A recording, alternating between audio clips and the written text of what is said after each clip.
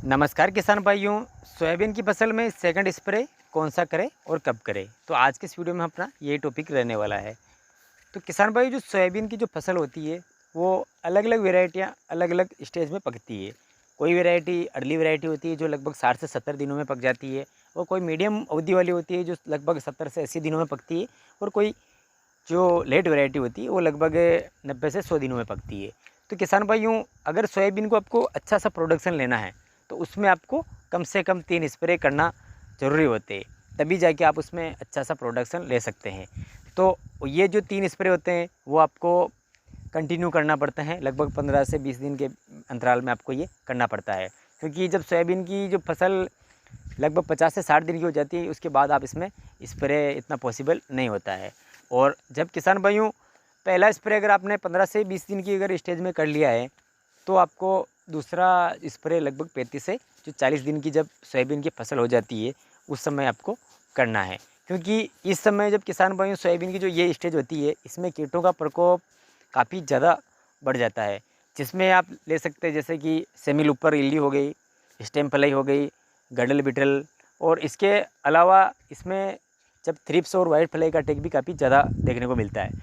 और इसके साथ साथ इसमें फंगस का भी अटैक होता है। और ये जो स्टेज होती है इसमें आपको और एनपीके भी इसमें मिक्स करना पड़ता है, क्योंकि इसके बाद में जब फूलों का आना स्टार्ट हो जाता है तो इसमें आपको एनपीके भी मिक्स में करना पड़ता है।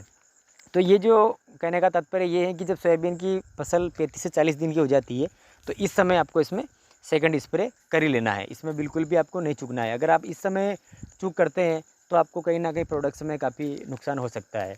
क्योंकि अगर इसमें गडल बीटल और ये स्टेम फ्लाई का अगर अटैक हो चुका है तो फिर उसको बाद में आप इसको कंट्रोल करना काफ़ी मुश्किल होता है। फिर ये सोयाबीन की जो पूरे पौधे को डैमेज करके ही रुकती है। और ये जो फिर एंड तक जब आप सोयाबीन की जब कटिंग करते हैं, हार्वेस्टिंग करते हैं, तब तक उसके अंदर ये मौजूद रहती है जो गडल बीटल और स्टेम फ्लाई होती है।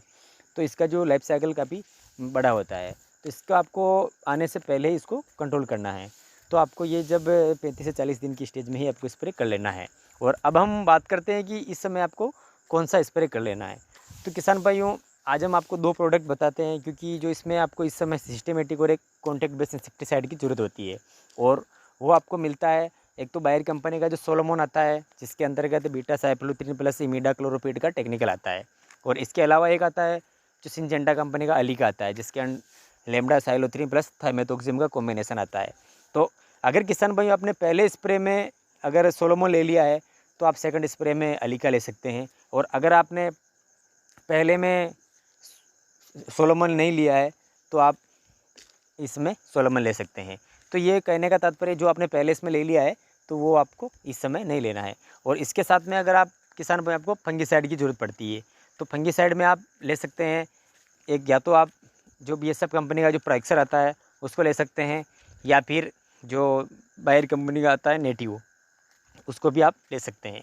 तो किसान भाइयों, ये तो रही फंगीसाइड और इंसेक्टिसाइड की बात। अब किसान भाइयों, इस समय हेवी जो टेक्निकल है उनको यूज़ नहीं करना है, जो कि इल्लियों के लिए आते हैं। वो आपको बाद में जो आखिरी स्प्रे होता है उस समय आपको इसमें लेना है।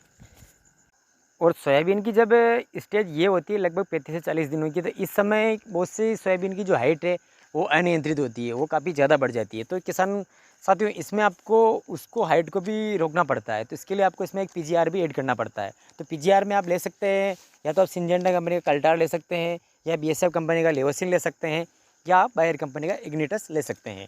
इन तीनों में से आप कोई सा भी एक पीजीआर आप इसके साथ में मिक्स कर सकते हैं, जिससे कि जो सोयाबीन की जो अनावश्यक वृद्धि या जो ग्रोथ हो रही है उस पर ये कंट्रोल करता है, जिसके कारण जो सोयाबीन की जो अच्छी सी ब्रांचेस फूटती है और उसमें फूलों का भराव भी काफ़ी अच्छा आता है।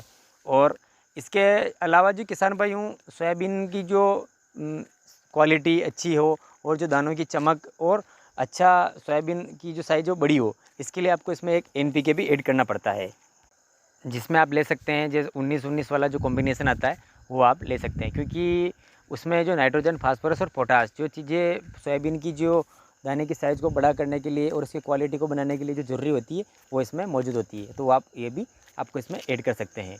तो किसान भाइयों, अगर आप ये ऐड नहीं करें तो आप अच्छा सा मिक्स माइक्रोन्यूट्रिएंट इसमें ले सकते हैं। तो अगर इसमें आपको फिर ऐसे टॉनिक वोनिक की इसमें ज़रूरत नहीं पड़ती है। तो किसान भाइयों, ये आप 4 कॉम्बिनेशन यूज कर सकते हैं आपको सेकंड स्प्रे में। आपको एक कीटनाशक लेना, एक फंगिसाइड, और एक अगर आप ज़्यादा हाइट बढ़ रही है तो एक पीजीआर, और एक आप इसको एनपीके आपको इसमें मिक्स करना है। तो ये स्प्रे अगर आप करते हैं तो आप जो सोयाबीन की फसल है वो काफ़ी लंबे समय के लिए आपको जो कीट रोग मुक्त रहेगी। और किसान भाई, इस समय बारिश का भी समय रहता है, तो इन सभी कॉम्बिनेशन के साथ में आप चिप को अवश्य मिलाएं। तो चिपको से जो भी केमिकल्स और जो भी आप फंगिसाइड डाल रहे हैं उसका अच्छा फैलाव रहता है और लंबे समय के लिए वो काम करता है। तो किसान भाइयों, आपको ये जो जानकारी हम दे रहे हैं अगर पसंद आ रही है तो आप वीडियो को लाइक करके शेयर कर दीजिए।